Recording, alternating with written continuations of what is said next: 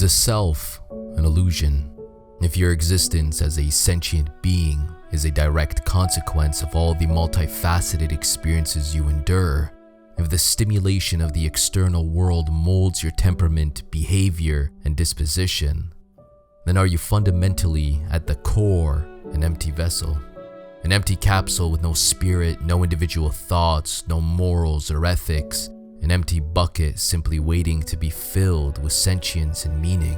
Is the existence of the self an illusion, a fiction of the mind? David Hume, the 18th century Scottish philosopher, suggested we have no experience of a simple individual impression that we can call the self. See, the self is merely the totality of a person's conscious life. Whether your life is filled with horror, love, good fortune, disaster, loneliness, ambition, pain, pleasure, or a combination of all these things and more, it will transform your inner self. This may seem like intuitive knowledge. It is not esoteric or unknown. It appears this is something that most people already understand, but the implications and the deeper meaning of this idea can be quite sad if interpreted incorrectly.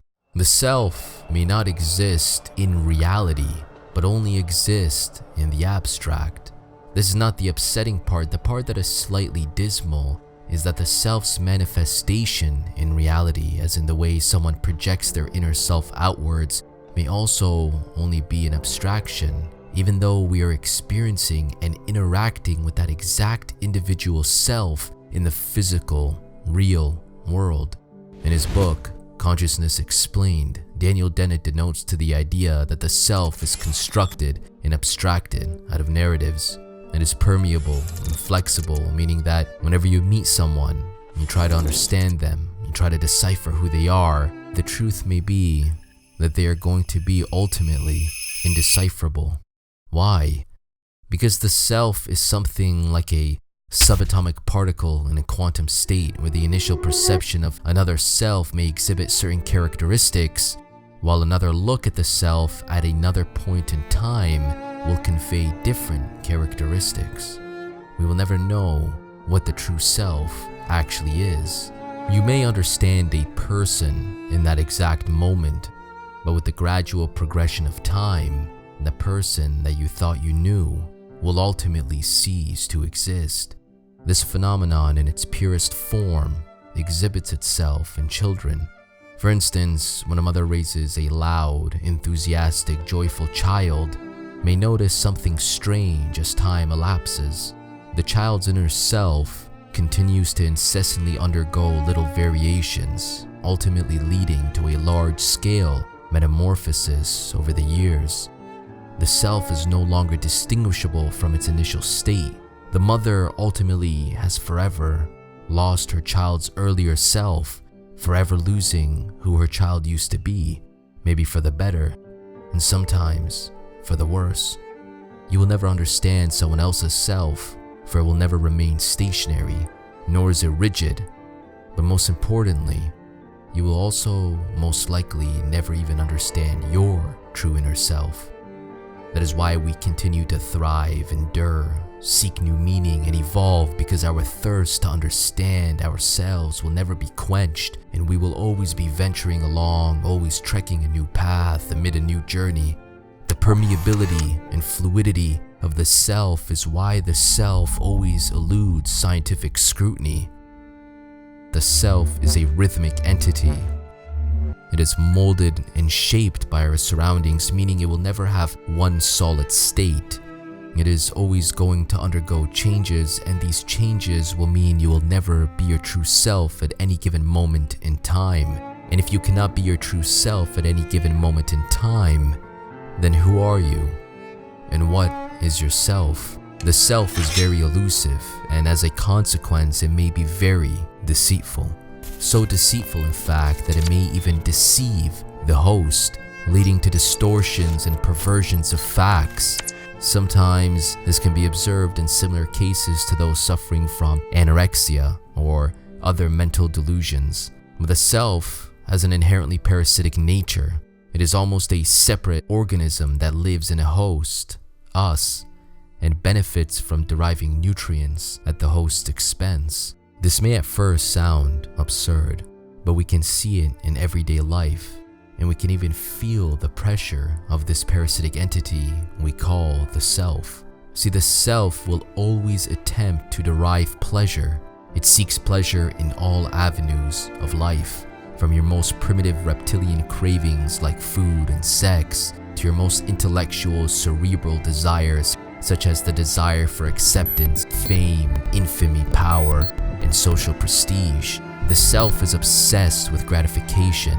It hungers to experience feelings of euphoria, content, and ecstasy. That is why some will even destroy themselves to feed the parasitic self its nutritional dose of pleasure and gratification.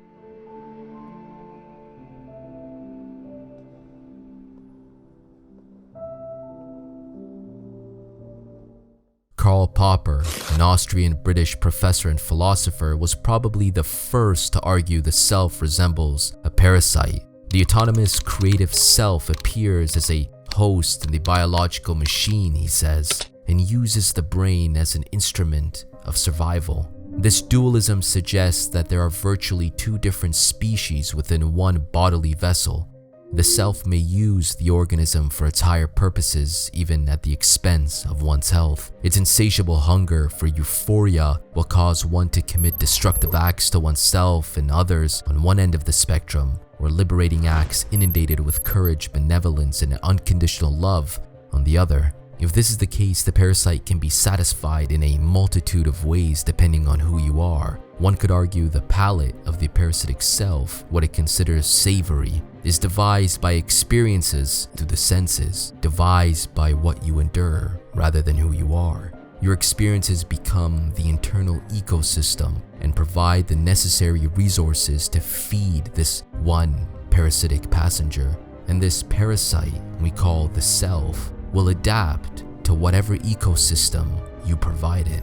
If all there exists is pain, grief, and sorrow, the parasite will find a fondness of such negative phenomenon, hence the possible reason of a serial killer's thirst to hurt others. But if all that exists is happiness, comfort, and peaceful bliss, then the parasite will feed off of kindness, benevolence, and love.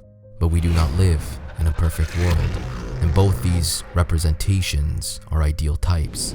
In that one represents the hellish and brutish world depicted in the paintings of Fra Angelico, or the heavenly world depicted by Francesco Botticini.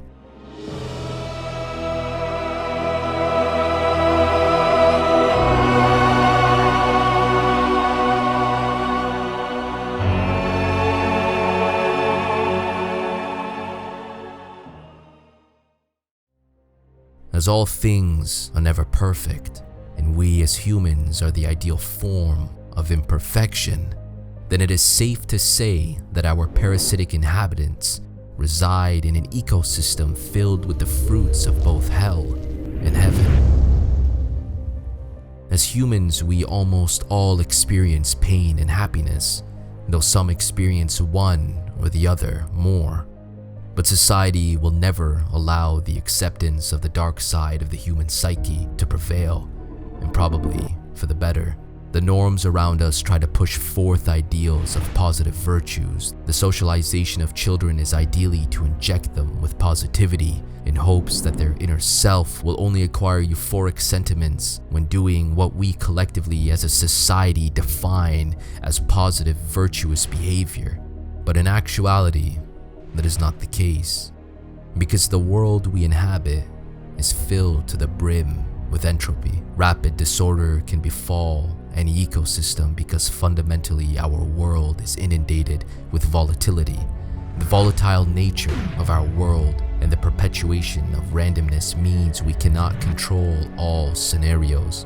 By sheer bad luck and bad fortune, there will be people who will experience inevitable negativity and disaster more than maybe the rest of us. As a result, the random and chaotic nature of the world will feed the parasitic self a taste of disaster, and as time progresses, the ecosystem of the parasite that usually provides it with fruits of ideal positive virtues through proper socialization of the parents and the family, will suddenly bear fruits of corruption. No matter how much we attempt to insert positivity and aid people with skills to navigate with their moral compass, there will always be entities in society as a consequence of the fundamental chaotic nature of our world have horrible experiences, and those experiences will manifest and feed the self, creating a more bleak, darker, and hateful individual who will send inevitable ripples through his community and towards the greater populace.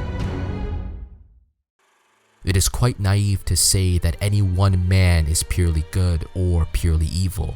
By the essential elements of our world, we are all a little bit of both, though at times we may be more of one than the other.